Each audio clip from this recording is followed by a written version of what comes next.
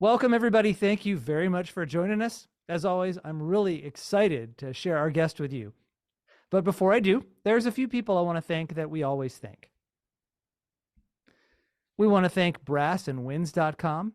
For 9 years now, Brass and Winds has been fulfilling the needs of people all across the country and all across the world, and they've been very good to us here at Willow Music.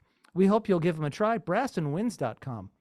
You're watching Truer MU, and if you would like to be a fearless artist or a intrepid writer or a real true musician, give our channel a try. There's interviews with all kinds of people about everything you ever wanted to know about music. We go deeper than the usual interviews, and there's courses too if you need them on how to play jazz and how to do all sorts of stuff. Check us out at Truer MU, the truth about music. And now I'd like to introduce a friend of mine to you. One of the joys of doing this interview show is that I get to talk to people who I know, but I get to find out more about them and things I didn't know. And in this case, this is someone I really wanted to get to know better. Billy and I have worked together. He's helped me with some of my very best tracks and projects, and I've always respected his work and enjoyed his company. But I thought it would be great to go a little deeper and find out what makes him tick. Billy Gewin is a studio owner, multi-instrumentalist, producer, engineer, singer-songwriter. His studio near Stone Mountain, Georgia is called Cave Cricket Studio. He has worked on many projects over the years as producer, engineer, and musician. Billy, welcome to our show. Hi there, happy to be here. Yeah, happy to have you. So on your website, you list all these jobs that you do. These jobs, engineer, producer, singer-songwriter, instrumentalist, studio owner, are they distinct in your mind? Are they different hats you put on? Or is there some kind of blur between them for you? Well, it's kind of an exercise in zooming in and zooming out. Sometimes you're playing a bass part and you gotta look at the kick drum and what's going on, real nuts and bolts details, and then you've gotta zoom back out and ask yourself how that's working with everything else, and what other instruments you're gonna stick in there, and what the mood and the sort of feel of the whole thing's gonna be. So no, it probably all sort of swirls together. Yeah. Well, that's really interesting because when I watch you work, of course, on your screen, that's exactly what you do with the computer interface. You zoom in, you zoom out, and it seems like that's a very natural thing for you, that's actually how you operate. Well, maybe it's just a matter of practice. I think, you know, I can remember being a teenager playing bass in rock bands and stuff, and just really thinking more myopically about what I was doing with my part, my instrument. What was my contribution going to be? And of course, you did vaguely want to serve the song, make sure you're just contributing to the group and being a good teammate, but your heart and ego are probably a little bit wrapped up too much. I would think this is true of most musicians. In what's your part going to present, from your own perspective, more than that service approach. And I think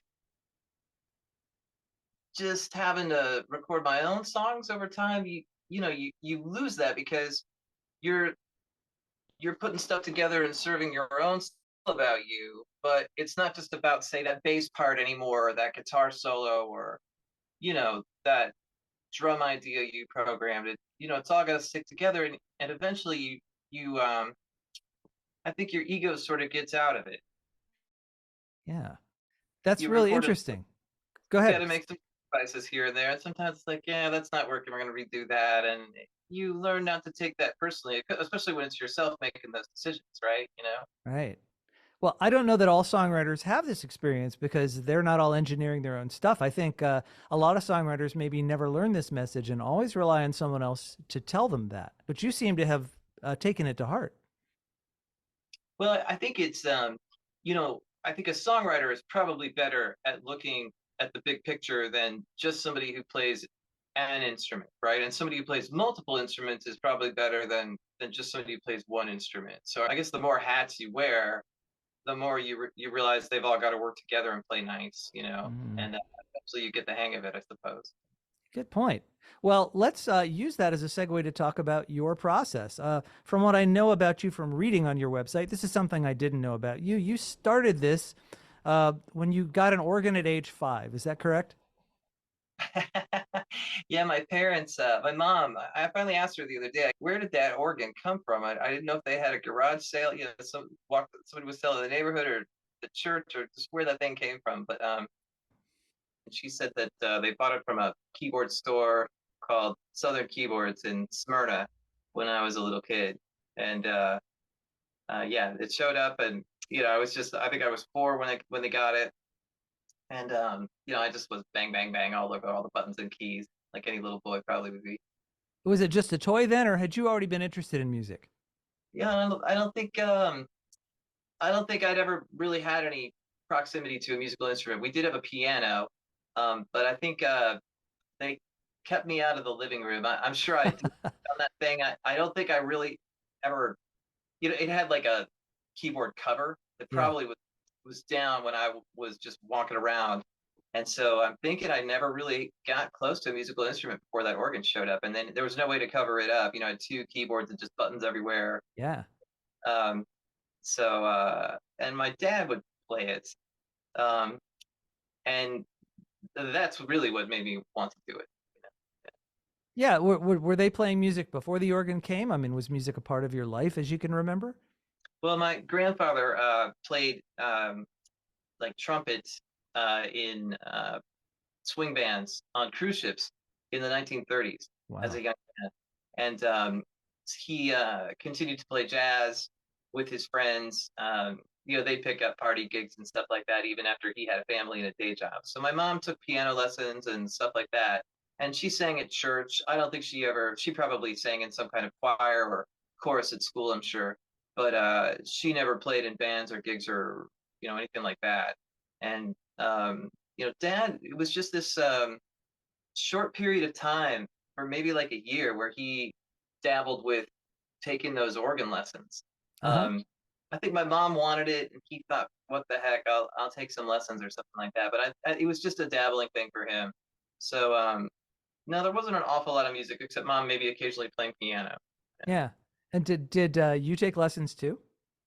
Yeah, I did. Somebody was nice enough to take me as a 5-year old, and I you know I didn't have much ability at that time. Um, but I could sit still for the lessons and you know enjoy going and whatever little bit they could eke out of me. You know, the guy was very patient. I remember this guy named Kevin at the Ken Stanton Music at Marietta. That's where I took lessons from. Uh-huh. And And, these are organ lessons or piano lessons? they were organ lessons. Yeah. I kind of wish they had been piano, but you know, whatever. You get what you get. Right. Yeah. It's very unusual. People don't really get those anymore. I suppose not. Yeah, you know, um, I'm sure there are some church. Your mom really liked the church. She was very Catholic.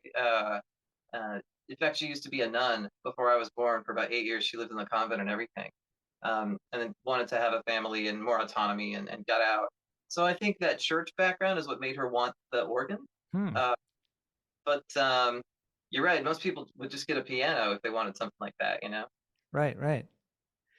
Well, the organ had a very sad end. Do you want to talk about it? It was more of a slow decline. You know, we had this big dog, and the dog liked to pee on the organ, so he would pee all over the bass foot pedals, which predictably began to fail. And that organ probably lasted until I was maybe 13, and then the bass notes didn't work, and we'd always have to have somebody come out to the house and fix keys that didn't work and stuff. It was kind of a pain. Um, but without the bass pedals, I asked if I could get a bass guitar for a birthday.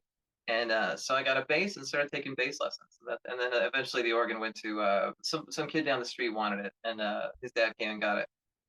Okay. And so now you're a bass player. You've been playing organ now for 8 years, and all of a sudden, completely different mindset, completely different instrument. Was it a big shift for you, or did it feel natural or easy? Well, you know, there was a lot of just physicality about having to work the bass guitar, the fingerboard, certainly the right hand where you're plucking the strings or popping and snapping, and depending on what you're doing. Um, but I didn't. I think 13 is a really good age for a young musician to.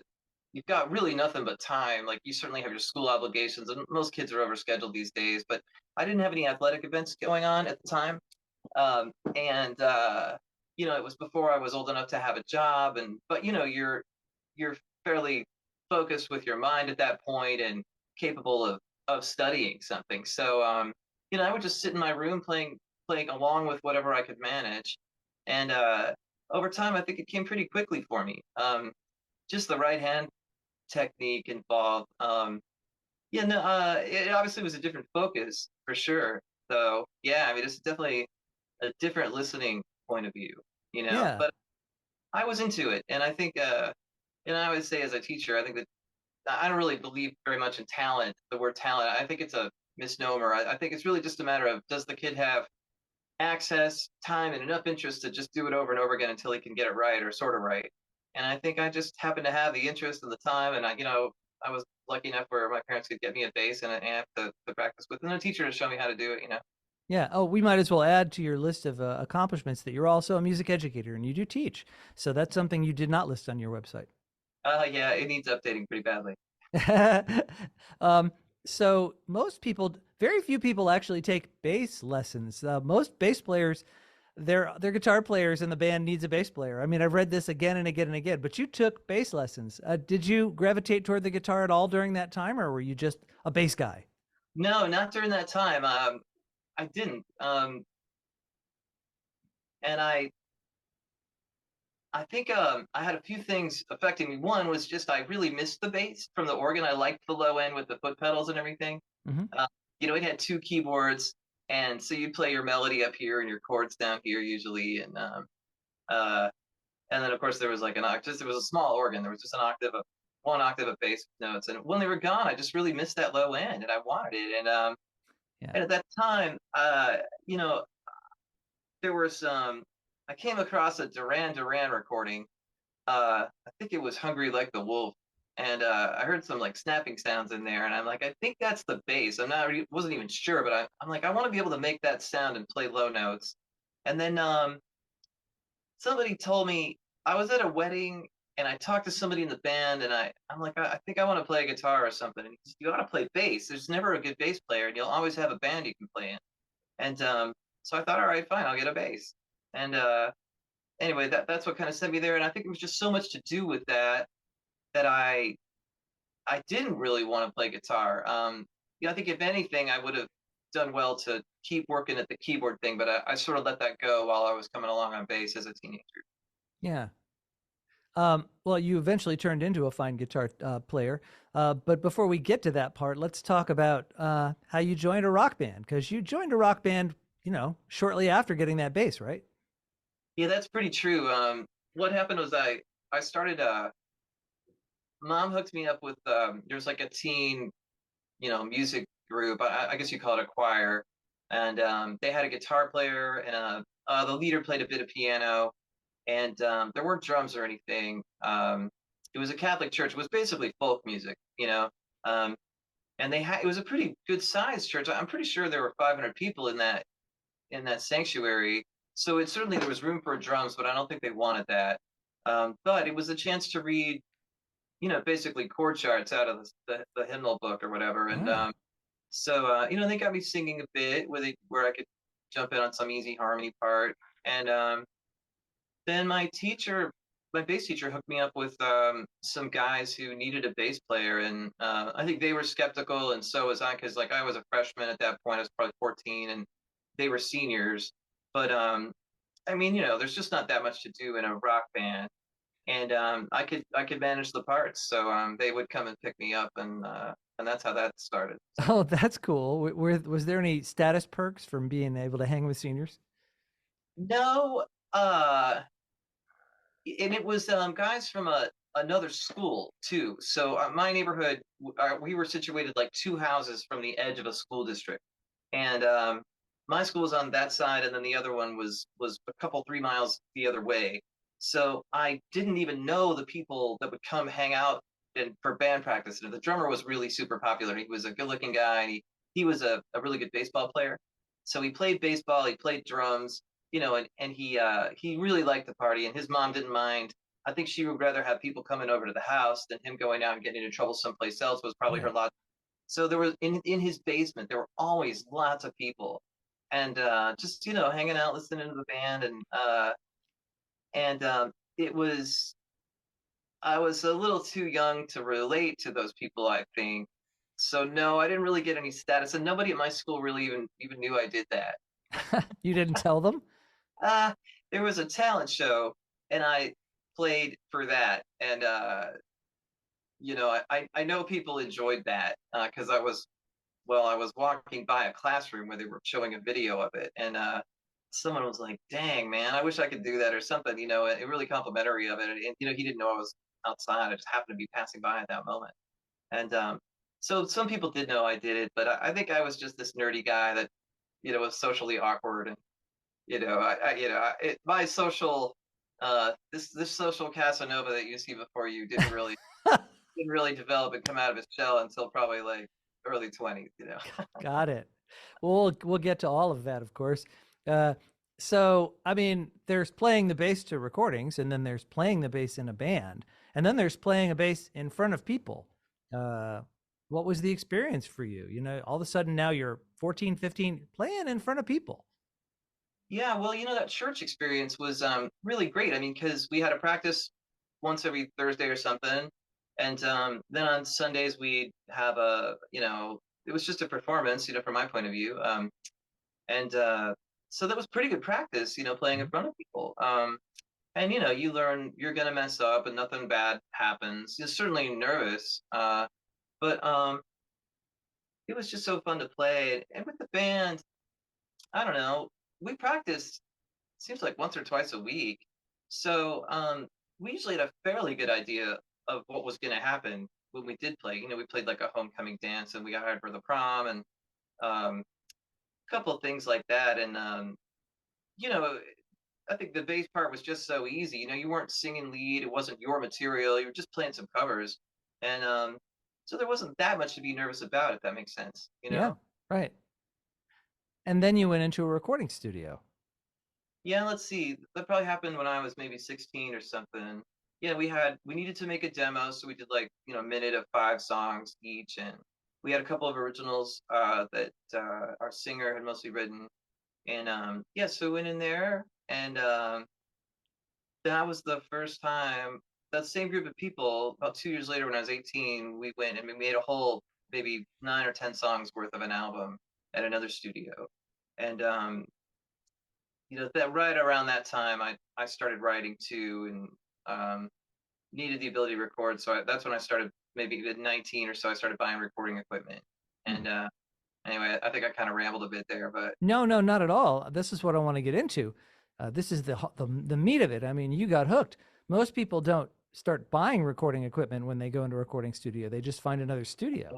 I know, it was a little bit crazy when I remember. So I was in this band with 5 people, and we would all chip in for studio time. And then I wrote a couple songs by myself, and I wanted to record them. And I remember going someplace, and I'm like, okay, this is gonna get expensive fast. And it became clear that maybe you didn't need the best microphone or even equipment. You just needed that time to be able to do it over again and listen how that sounds, and fix it up a little and try again. And so at Georgia State, I was taking classes, and they had credit card applications just plastered on the walls in every classroom. It was I don't know if it's still like that, but I mean, it was even then it was shocking. It's just like, wow, why are these credit card applications all over the walls here? And but anyway, so I filled a couple of them out, and I got like a Mastercard with a Visa, or with a $1,500 limit, and then I got a Visa with like a $600 limit, and I took them both down to, I think it was Rhythm City, and I got like an 8-track cassette recorder, so it was like you could put a chrome tape in it, and it would give you 8 tracks, and there's a built-in mixer and everything, and and then I got a drum machine and some wires. And like, you can put 600 of it on this credit card and the rest of it on this one. And then I got a computer, and someone showed me how to sync it up with Synthi code, and I had to get an interface to do that and wire it up. And yeah, that is a little nuts for like a 19-year-old. But um, like I said, I was pretty socially awkward, and I just didn't have that much else I wanted to do that I could do. And I knew I was going to be spending that money in a recording studio anyway. Might Hmm. as well just see what I could work out for myself at home. And That's I did get hooked. Yeah. Yeah. So you're living at home.